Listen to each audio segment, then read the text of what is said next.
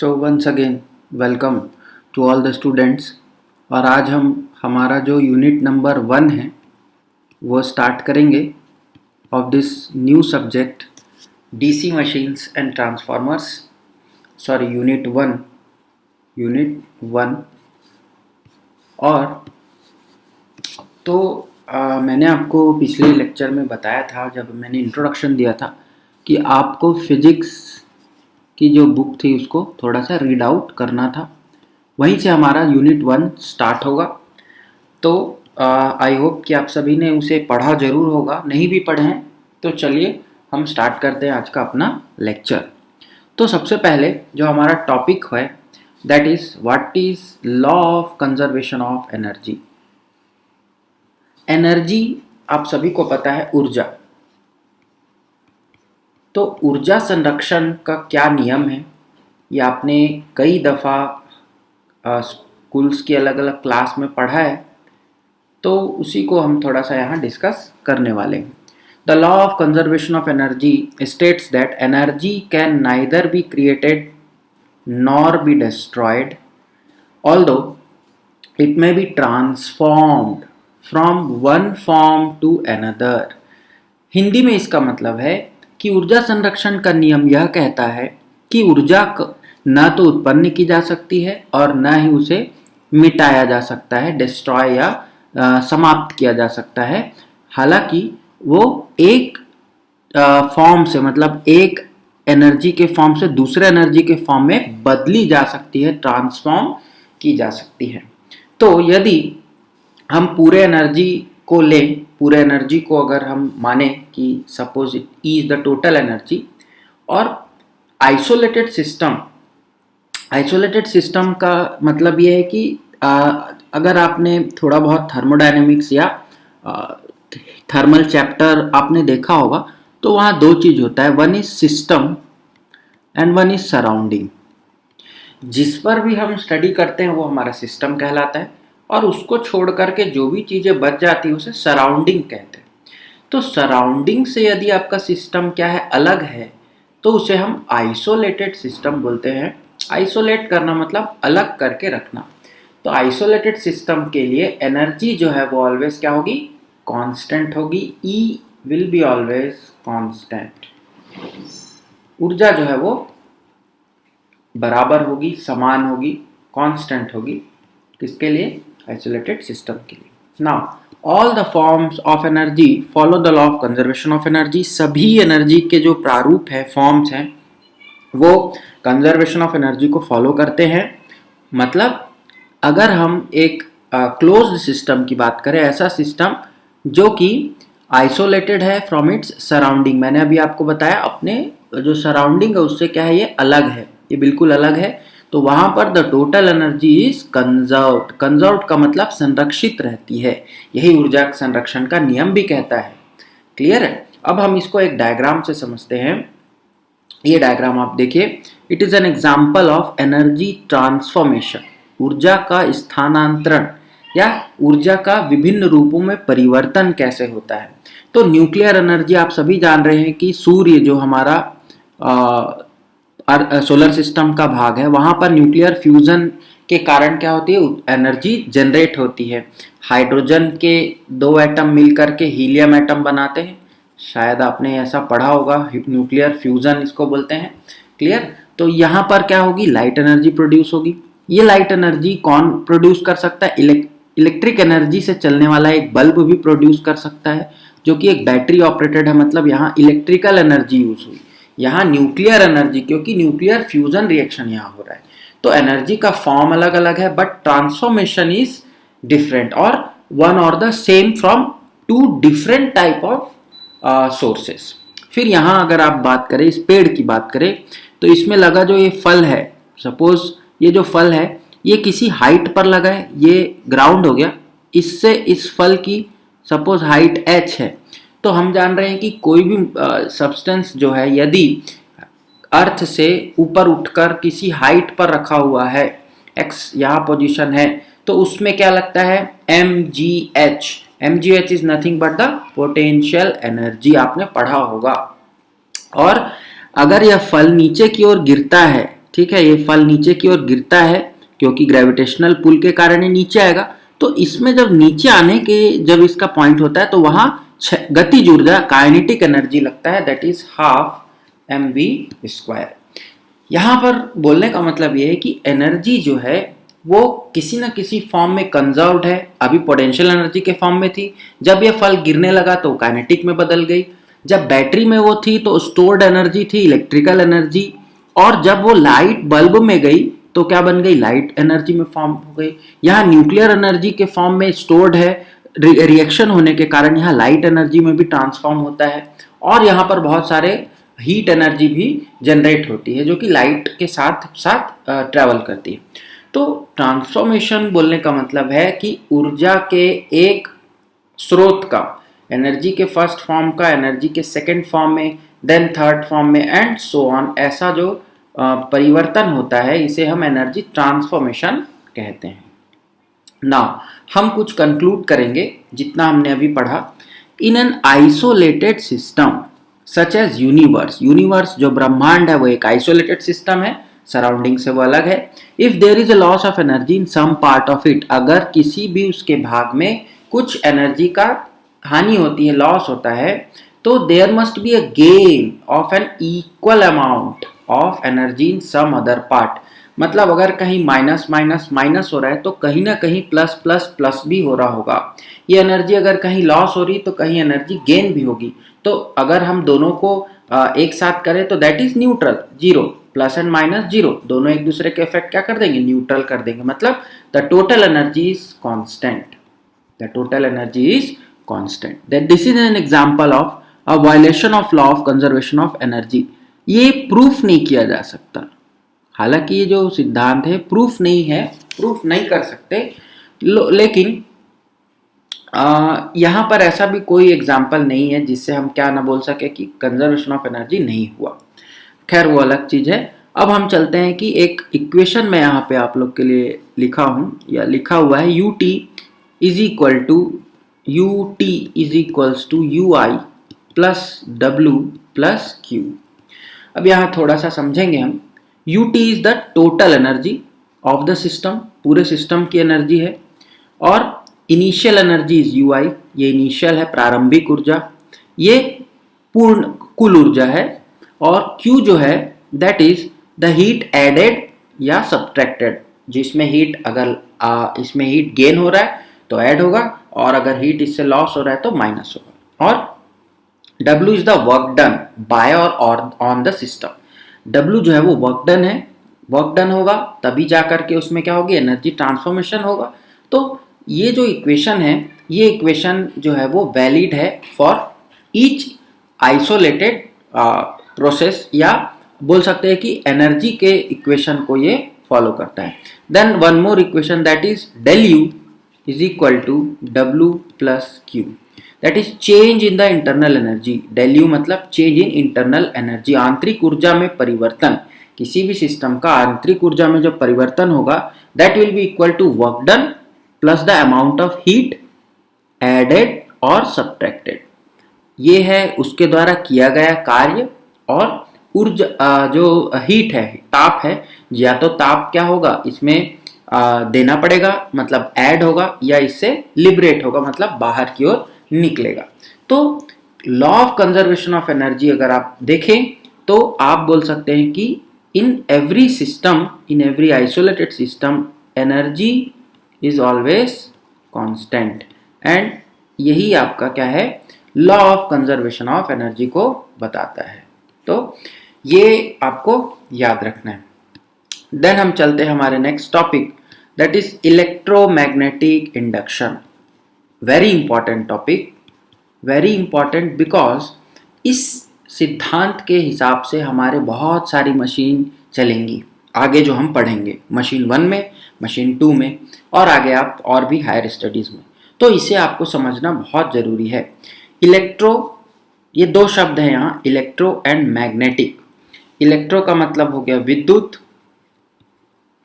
और मैग्नेटिक का मतलब हो गया चुंबक, और इंडक्शन का मतलब होता है प्रेरण। तो विद्युत चुंबक प्रेरण सिद्धांत या प्रिंसिपल रूल बोल सकते हैं। अब एक बहुत ही महान साइंटिस्ट जिनका नाम आप सभी ने सुना होगा, उनका नाम है माइकल फराडे।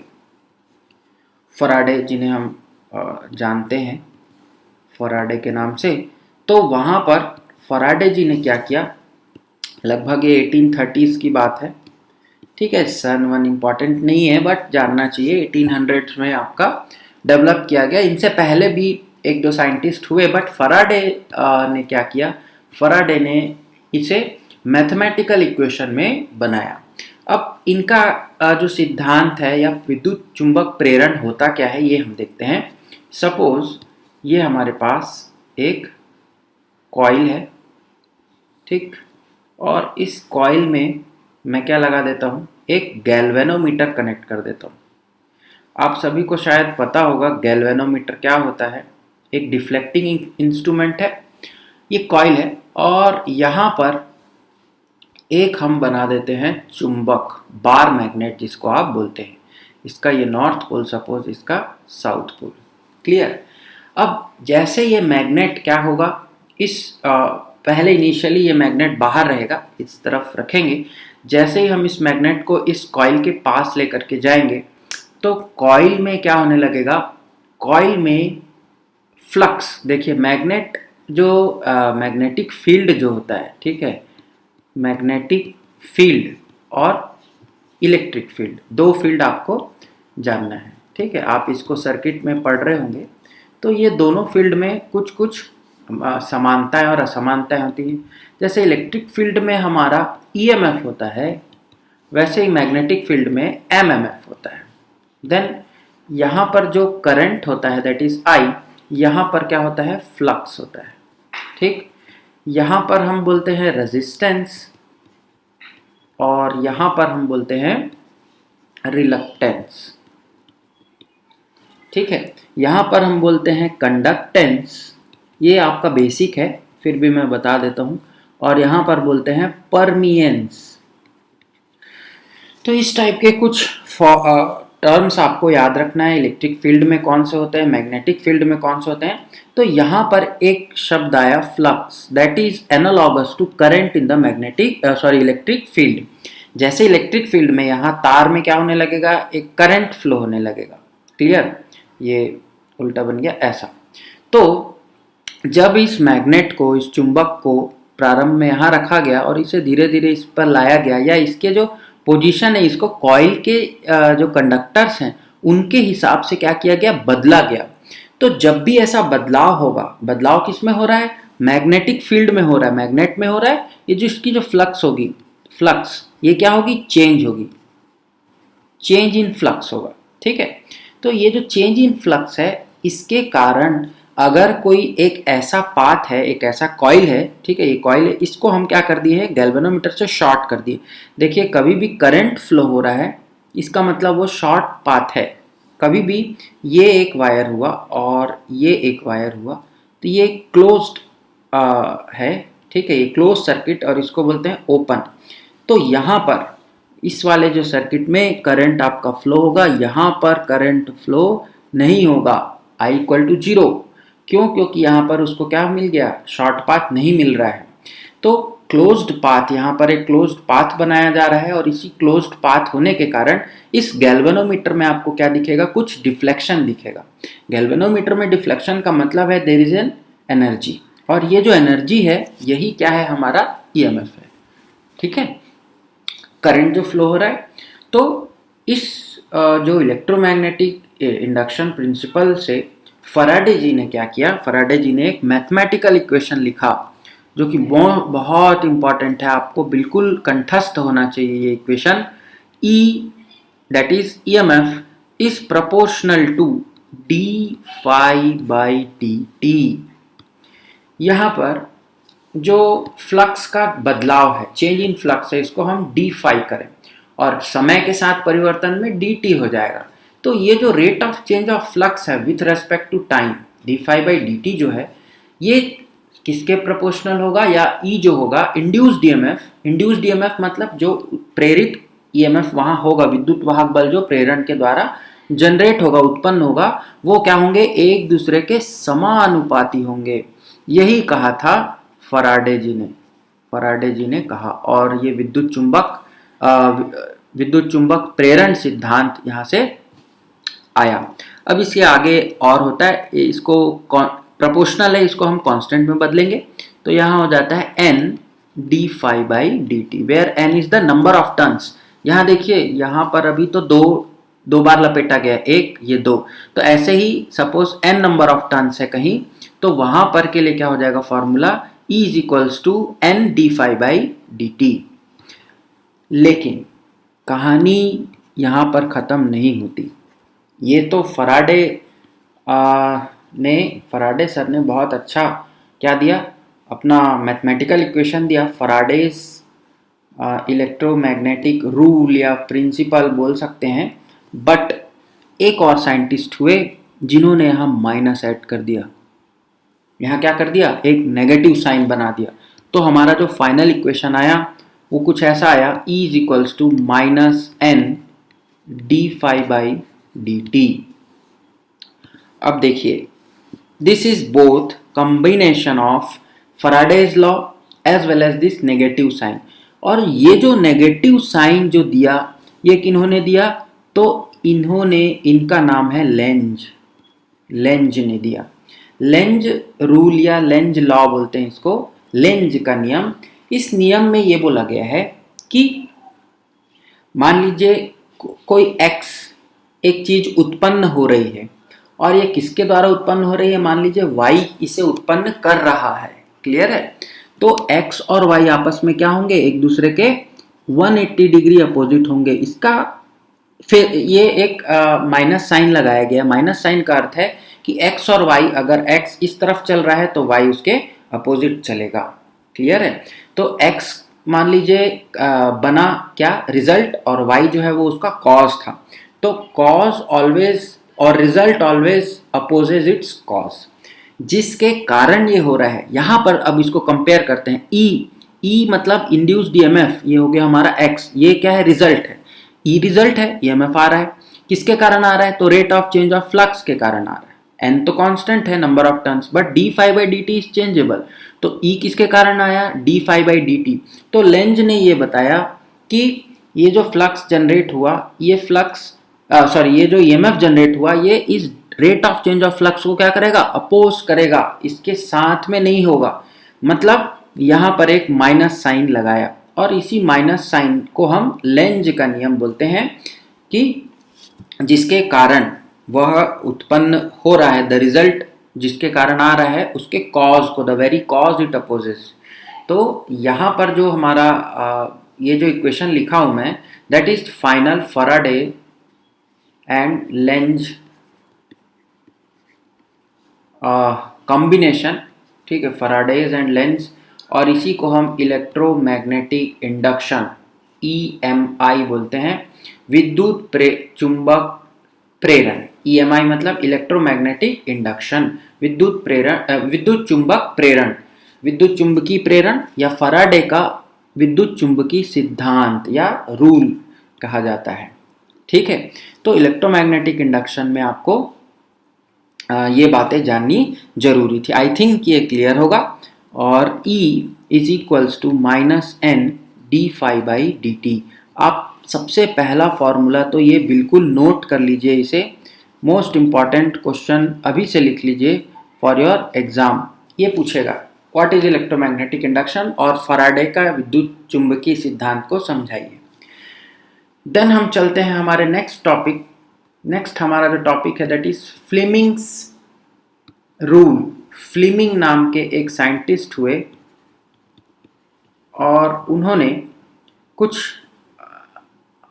हाथ के हैंड सिंबल्स को यूज करके, या हैंड को यूज करके, पाम को बोलिए और फिंगर्स को, एक ऐसा सिद्धांत बनाया जिस सिद्धांत से हम क्या कर सकते हैं, किसी भी मोटर, ठीक है, या जनरेटर, इसकी दिशा और इसका ईएमएफ या करंट, इसकी डायरेक्शन को हम देख सकते हैं। मतलब इसमें करंट पता चलेगा और इसमें डायरेक्शन ऑफ मोशन, मोटर का मोशन है, क्योंकि motor is a mechanical electrical to mechanical device, output से हमें मतलब है।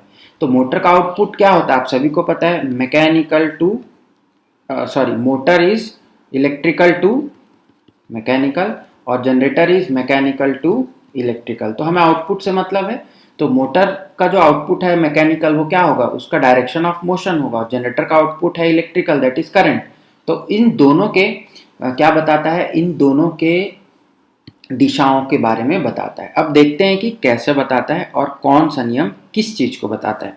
तो फ्लेमिंग के अगर हम बाएं हाथ का लेफ्ट हैंड रूल को देखें तो देखिए, अगर आप अपने हाथ को इस पोजीशन पर रखें कि आपकी जो फर्स्ट इंडेक्स फिंगर है वो कुछ इस दिशा में है, थंब आपका ऊपर की ओर है, और जो मिडिल फिंगर या बाकी के जो बचे फिंगर्स हैं वो उसके और विपरीत दिशा में। तो हम इसे ऐसा बना सकते हैं, ठीक है।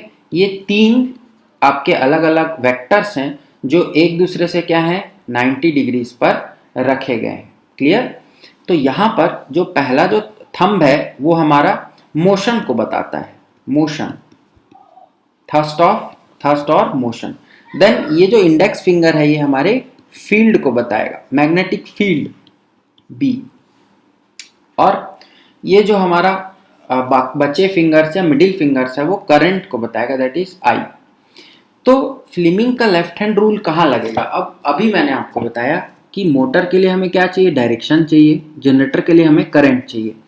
तो यहाँ पर आप थोड़ा सा ध्यान देंगे कि फ्लेमिंग का जो बायां हाथ का सिद्धांत है वो हमारा किस में लगता है, मोटर पे लगता है।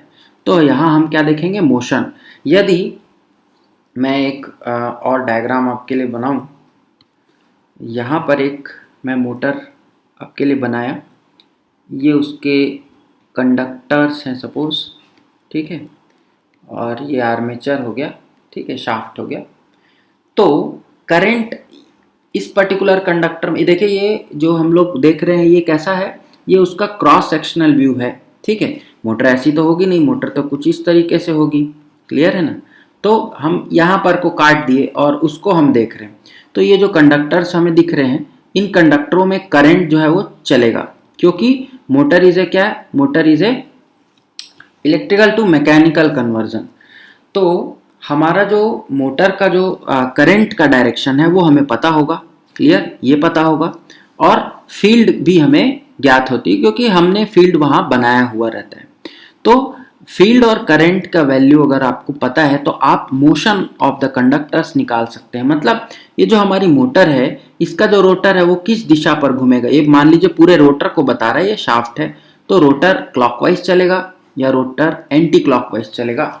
ये आपको अगर एंटी क्लॉकवाइज में ऐसा बनाऊं तो ज़्यादा अच्छा है, तो आपको यहाँ पर पता चल जाएगा ये क्लॉकवाइज है, घड़ी की दिशा पे चलेगा, या एंटी क्लॉकवाइज घड़ी की उल्ट विपरीत दिशा पे, इसे दक्षिणावर्त बोलते हैं, इसे वामावर्त बोलते हैं।